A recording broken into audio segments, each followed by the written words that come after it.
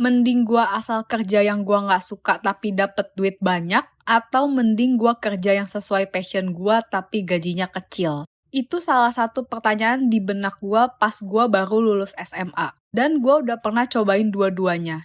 Di sini gua mau sharing pengalaman hidup gua dan juga kasih perspektif baru buat temen-temen yang mungkin juga mengalami hal yang sama. Kalau kalian masih galau, make sure nonton sampai habis ya. Pas itu gue baru lulus SMA, dan gue suka banget sama kopi. Di umur gue yang masih muda, gue otomatis mikir kalau kerja sesuai passion gue udah pasti nyenengin dan gue bakal tahan lama di kerjaan itu. Tapi ternyata gue salah. Gue kerja jadi barista selama kurang lebih 3 tahun. Gaji gue bisa dibilang mepet banget. Pas itu gue mau beli makanan 10.000 aja gue mikir berkali-kali. Karena emang gaji gue pas itu tergolongnya kecil. Makin kesini, gue berangsur-angsur malah jadi benci sama passion gue di awal, yaitu kopi. Karena faktor gaji dan workload yang lumayan nguli, gue memutuskan untuk pindah karir. Gue pun pindah ke bagian office. Bisa dibilang gue nggak gitu passionate dengan role yang ditawarkan, yaitu customer service. Tapi tetap gue ambil jobnya karena gajinya menurut gue sangat lumayan untuk umur gue di saat itu. Ketika gue coba jalanin, di awal gue merasa masih oke dan bisa-bisa aja. Meskipun gue nggak bisa bohong kalau level stresnya jauh dibanding pas gue masih jadi barista.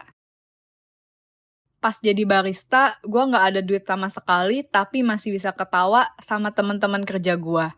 Tapi pas jadi customer service, gue boro-boro ketawa. Tapi gue lebih banyak nangis karena nggak kuat sama beban kerjaannya. Hal ini berujung gue burnout dan depresi. Emang gue posisinya ada duit pas itu, tapi saking gue kerja mulu, gue nggak ada waktu buat pakai duitnya. Akhirnya gue searching-searching dan ketemulah gue dengan satu buku yang menurut gue menjawab pertanyaan gue. Nama bukunya adalah Ikigai. Jepang masuk ke dalam 5 negara yang penduduknya hidup paling lama. Di buku Ikigai ini, dibahas rahasia orang Jepang bisa hidup lama dan bahagia. Sebenarnya, di buku ini dibahas banyak tips and trick tentang cara bahagia lainnya, kayak pola diet, bersyukur, hidup dengan mindful, dan lain-lain. Tapi khusus video kali ini, gue pengen kita fokusin ke Ikigai-nya. Nah, apa itu Ikigai? Simpelnya, Ikigai adalah alasan lu untuk hidup dan hal yang ngebuat lu excited untuk bangun di pagi hari. Ikigai membawa makna dan tujuan untuk kehidupan lu. Tugasnya kalian adalah menemukan Ikigai-nya kalian. Gimana sih cara nemuin Ikigai-nya kita? Di sini ada 4 pertanyaan yang bisa kalian tanyain ke diri kalian sendiri. Pertama, passion. Apa hal yang kamu suka di dunia ini? Suatu hal yang ketika kamu lakuin bisa buat kamu senang dan semangat. Kedua, mission. Apa skill kamu? Suatu hal yang ketika kamu lakuin, kamu lebih jago dibanding orang-orang lain. Ketiga, vocation. Apa yang dibutuhin oleh dunia ini? Coba kamu brainstorming. Bagaimana kamu bisa membawa perubahan ke dunia ini? Keempat, profession. Bagaimana cara kamu bisa dapat duit atau dibayar? Kalau sampai sini lu nanya, kenapa harus Ikigai patokannya? Nah, karena dengan kita melakukan aktivitas yang memberikan makna di hidup, kita bisa lebih bahagia dan gak terbeban pas jalanin. Kalau dari awal aja lu udah terbeban, gak bakal nyaman jalaninnya dan bakalan cepet burn out. Ikigai juga secara overall membantu kesehatan mental lu.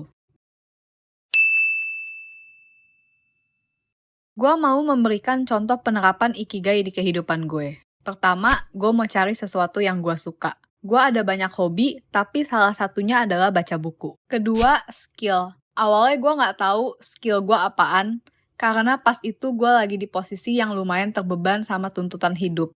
Gue jadi otomatis melihat diri gue sebagai orang yang cupu dan gak bisa apa-apa. Sebelum gue lanjut, misalnya kalau ada dari kalian yang lagi ada di posisi kayak gue cuma mau bilang kalau kalian udah melakukan yang terbaik di situasi yang kalian alami sekarang. Kalau kalian gak percaya sama diri kalian sendiri, coba istirahat dulu biar pikiran lebih tenang. Karena kalau pikiran kita lagi negatif, emang mikirnya jadi kemana-mana. Habis istirahat dan makan enak, kita lanjut brainstorming lagi tentang skill. Setelah gue look back, gue ingat dulu gue beberapa kali menang lomba storytelling dan menulis esai. Akhirnya gue catat itu sebagai skill gue. Ketiga, apa yang dunia butuhin? Gue bingung nih. Emang dunia butuh apaan dari gue? Kayaknya nggak ada dah. Karena ada gue atau nggak ada gue juga dunia tetap jalan-jalan aja tuh. Sampai akhirnya ada temen gue yang ngechat kayak gini. Temen gue nanya tentang informasi dari buku yang gue share ketika lagi ngobrol. Gue nggak nyangka informasi yang gue share itu merupakan suatu pengetahuan baru buat dia dan sangat membantu di hidup dia. By the way, buku yang gue share ini udah pernah gue buatin videonya di sini. Sejak itu, gue bertekad untuk nge-share informasi-informasi dari buku pengembangan diri yang gue baca. Tapi nanti gue makan dari mana nih kalau cuma modal cerita dan sharing ke orang? Maka dari itu, ada poin keempat, yaitu bagaimana gue nantinya akan mendapat duit. Gue mulai searching dan muncullah satu ide untuk masuk ke dunia creator. By the way, shout out dan gue mau say thank you buat Mas Agus Leo Halim, karena berkat video-video lu, gue berani untuk memulai konten. Setelah gue dalami, creator itu bisa banyak banget sumber penghasilannya guys. Bisa dari AdSense, affiliate marketing, jual digital produk, endorse, dan masih banyak lagi. Karena itu penjelasannya lumayan panjang, nanti gue akan buatin video terpisah yang jelasin lebih lengkap. Gue udah menjalani channel YouTube ini dari bulan lalu, dan gue nggak pernah merasa se-fulfilled ini di hidup gue. Gue senang pas bagian baca dan research materi, gue enjoy pas lagi nulis skrip, dan gue juga bersyukur banget dapat feedback dari kalian. Konten gue belum yang bagus banget, tapi gue janji gue bakal terus improve biar kalian terbantu dengan konten dari Adulting Buddy.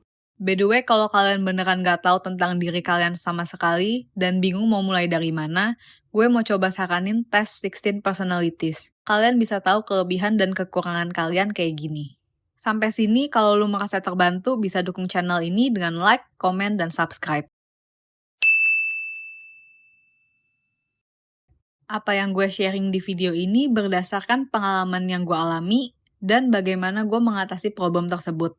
Dimana gue burn out, depresi, dan gak tahu mau ngapain di dunia ini. Kalian juga bisa coba cari ikigainya kalian. Gak harus langsung ketemu sekarang, tapi kalian bisa take time sambil belajar dari pengalaman. Karena gue pun baru menemukan ikigainya gue setelah nyoba beberapa tipe pekerjaan. Gue harap kalian juga bisa menemukan dan menjalani hal yang gak buat kalian semangat bangun di pagi hari.